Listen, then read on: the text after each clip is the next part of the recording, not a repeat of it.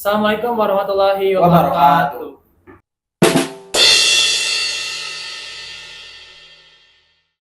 Perkenalkan, nama saya Akmal Kurniawan dengan NPM 222010066, Perkenalkan, nama saya Raffi Ilham Ramadan dengan NPM 023. dan di sini juga ada teman kami yang sedang mengoperatorkan dari kameramen dan direktur ya.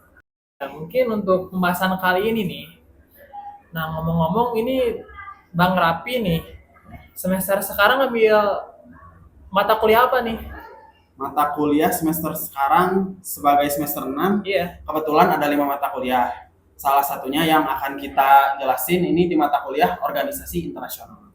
Nah, mungkin untuk organisasi internasional itu apa sih Bang Rapi? Kan tujuan organisasi itu mencapai suatu tujuan ya. Betul? Tapi untuk organisasi internasional itu lebih fokusnya lebih kemana sih?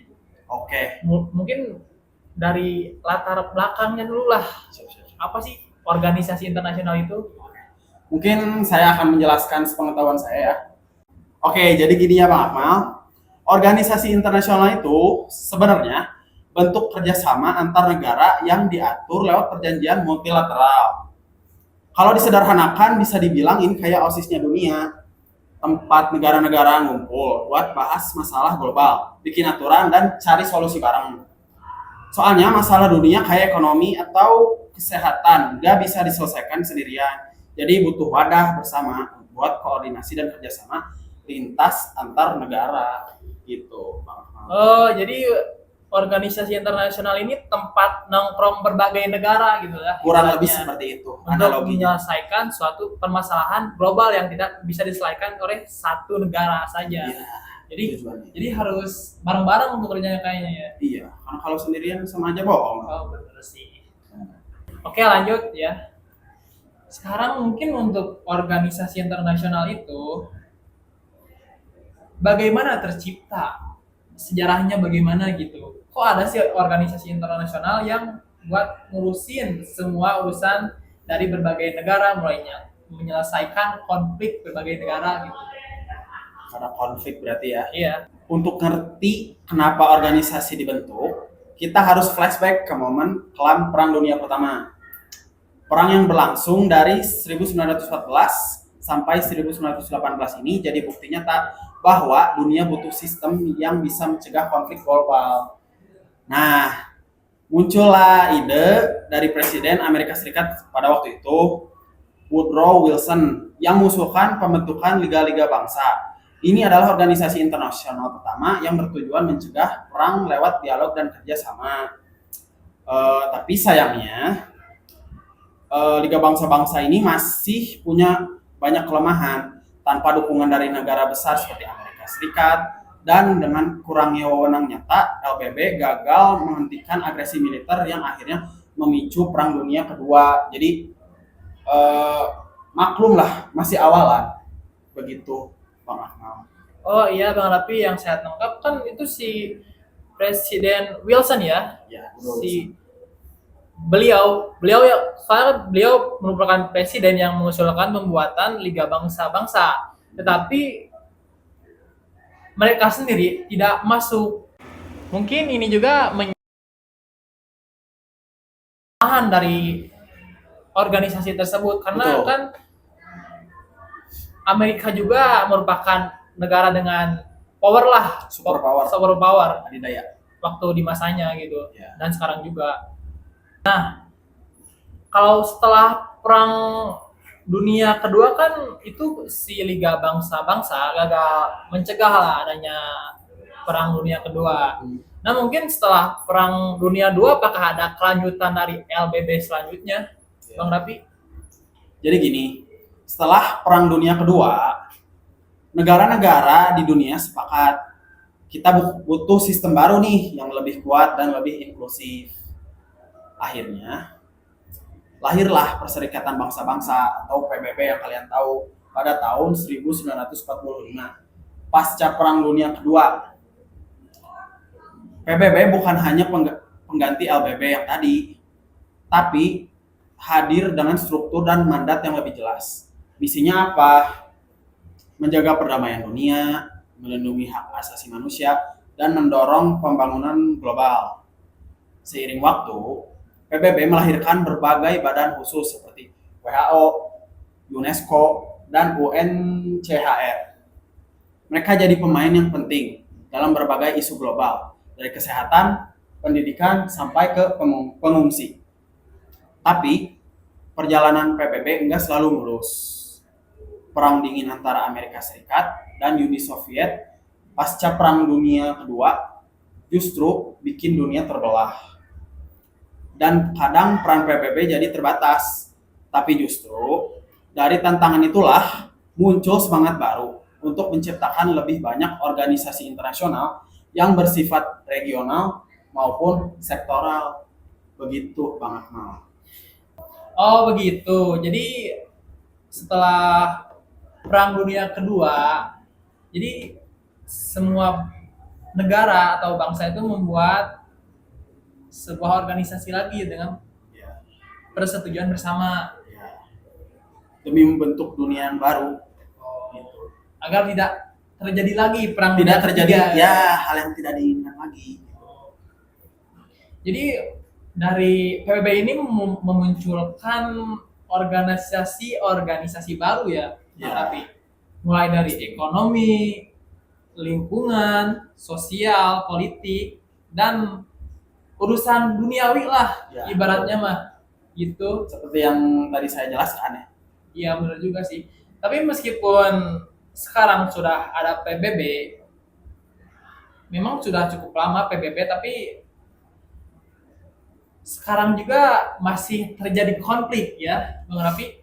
Pastinya konflik gak akan selesai. Tapi Selalu ada. untuk yang berkonflik itu biasanya tapi rata-rata tuh negara-negara superpower seperti Amerika dengan Cina ataupun Rusia dengan Ukraina, yang lainnya masih banyak. Nah, mengenai organisasi internasional yang tadi, contohnya PBB, emang itu cara mereka koordinasi berbagai negara atau cara kerja organisasi internasional itu gimana sih? Oke. Nah, jadi cara kerja organisasi internasional ya melalui administrasi internasional yang merupakan aktivitas pengelolaan melibatkan dua negara atau lebih atau dilakukan oleh lembaga global seperti salah satunya PBB. Ini mencakup perencanaan, koordinasi, dan pelaksanaan program-program lintas negara. Organisasi internasional juga punya ciri khas. Yang pertama, mungkin melibatkan negara-negara dalam pola kerjasama tertentu. Lalu ada mengadakan pertemuan berkala untuk diskusi dan bernegosiasi. Lalu dijalankannya oleh staf profesional sebagai pegawai sipil internasional. Mereka punya struktur, punya sistem, dan gak asal kumpul doang. Semua program dan kebijakannya dijalankan secara berkelanjutan demi tujuan bersama. Begitu, Bang Akmal. Oh, jadi seperti itu Bang Rapi. Ya, Jadi terstruktur lah gitu ya. betul. Ada aturan mainnya gitu. Jadi staf profesional dari berbagai negara itu masih ada di dalam organisasi internasional yang tadi berarti. Karena kalau asal-asalan lingkup internasional loh ini. Iya sih, akan iya ini juga sih. benar. Nah, Bang Rapi, ini organisasi internasional kan yang dijelaskan tadi Bang Rapi dominan ya secara legalnya, secara berbagai negara ya, oleh Ya. pemerintahannya negara masing-masing gitu. Tapi apakah ada organisasi internasional yang tanpa dikelola oleh negara tersebut? Itu pasti ada ya. Penggolongan organisasi internasional berdasarkan kegiatan administrasi mengacu pada siapa yang mendirikan, mengelola, dan mengatur jalannya organisasi tersebut. Terutama apakah melibatkan negara sebagai aktor utama atau bukan. Nah, ada dua jenis utama. Yang pertama, organisasi internasional antar pemerintah atau intergovernmental organization atau yang bisa disebut IGO. Jadi organisasi ini dibentuk melalui perjanjian antar negara dan keanggotaannya terdiri dari negara-negara yang berdaulat. Tujuan IGO biasanya mencakup kerjasama politik, ekonomi, sosial budaya, dan keamanan antar negara. Organisasi ini memiliki badan hukum internasional dan biasanya memiliki kewenangan untuk mengambil keputusan yang mengikat negara anggotanya. Contohnya, Perserikatan Bangsa-Bangsa atau PBB atau United Nations bahasa Inggrisnya atau disebut UN. Tujuannya menjaga perdamaian dan keamanan dunia, memajukan HAM serta membantu pembangunan ekonomi dan sosial. Organisasi internasional yang kedua ada organisasi non pemerintah atau non governmental organization atau yang biasa disebut NGO. Organisasi ini dibentuk oleh individu, kelompok, atau lembaga swasta yang berasal dari berbagai negara tanpa keterlibatan langsung dari pemerintah. Jadi fokus NGO biasanya pada isu kemanusiaan, lingkungan, pendidikan, atau hak asasi manusia. Dan mereka tidak memiliki kekuatan mengikat secara hukum terhadap negara gitu. Jadi biar lebih mudah, saya kasih contoh. Contohnya itu yang pertama kayak program Save the Children adalah organisasi non pemerintah NGO internasional yang berfokus pada pemenuhan hak-hak anak, khususnya di bidang pendidikan, kesehatan, dan perlindungan. Organisasi ini berupaya mengubah hidup dan masa depan anak-anak melalui berbagai program dan kegiatan di lebih dari 120 negara kalau nggak salah, termasuk salah satunya di Indonesia. Jadi seperti itu Bang Akmal.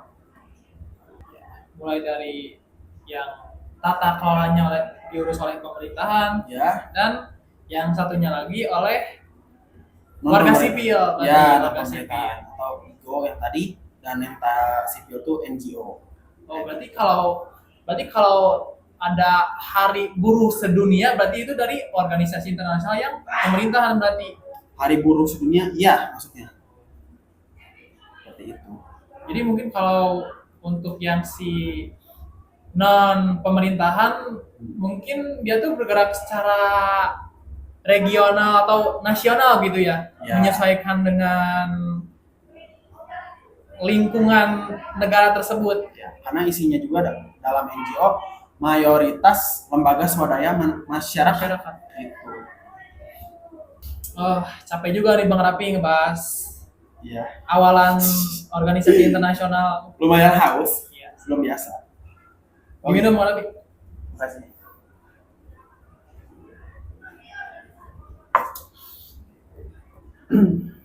Kita lanjut kemana nih Bang Akmal? Nah, Bang Rapi, untuk organisasi internasional ini apakah penting untuk kita mengetahui sebagai mahasiswa Ya. ataupun masyarakat lainnya di lingkungan kita gitu? Karena mereka mempengaruhi hidup kita secara langsung. Kayak vaksin COVID-19 dikoordinasikannya kan oleh WHO. Stabilitas politik di Asia Tenggara dijaga lewat ASEAN. Bahkan bantuan kemanusiaan pasca bencana seringkali datang dari badan-badan PBB atau mitra internasional lainnya. Contohnya kayak waktu tragedi tsunami Aceh, Oh iya, tsunami Aceh Bang Rapi. ya, dibantu oleh PBB kan? Betul. Sampai ada kapal induknya di Laut Aceh. Jadi ya, organisasi internasional adalah cerminan dunia yang makin terhubung. Mereka jadi bukti bahwa meski kita beda negara, kita tetap bisa kerjasama buat capai tujuan bersama. Dunia yang lebih damai, adil, dan pastinya berkelanjutan. Seperti itu Bang Akmal. Iya sih Bang Rapi, kita juga sebagai mahasiswa atau masyarakat di lingkungan kita harus mengetahui nih organisasi internasional, karena dampaknya juga ke kita juga, Ya. mulai dari kebijakan ekonomi luar negeri yang berdampak kepada dalam negeri juga, baik ekspor impor maupun kesehatan, riset-riset dari kesehatan yang membawa manfaat bagi masyarakat kita. Semua lapisan masyarakat pasti akan merasakan dampaknya. Oh, seperti itu ya Bang Rafi. Ya. Nah, mungkin cukup sekian Bang Rafi untuk pembahasan kita kali ini. Ya. karena saya juga udah capek ya, aduh, kedengarannya. Sama, saya juga lebih capek. Dan semoga apa yang saya paparkan tadi dengan sepengetahuan saya bisa bermanfaat bagi penonton-penonton. Begitu. Nah, mungkin untuk sesi selanjutnya nih Bang Rapi sudah beres matkul organisasi internasional nih. Ya. Mungkin ada isu-isu terkini di berbagai dunia ya. Baik konflik antar negara ataupun berita-berita update dunia lah gitu. Tuh. Mungkin bisa kita kaji lah bersama. Mungkin di sesi selanjutnya akan dijelaskan oleh beda apa? Beda orang, Bang. Beda orang ya. Kita rolling biar beda pemikiran juga kayak gitu. Mungkin sekian dari kita kelompok 8. Ya. Assalamualaikum warahmatullahi Warahmatullahi wabarakatuh. Anjay.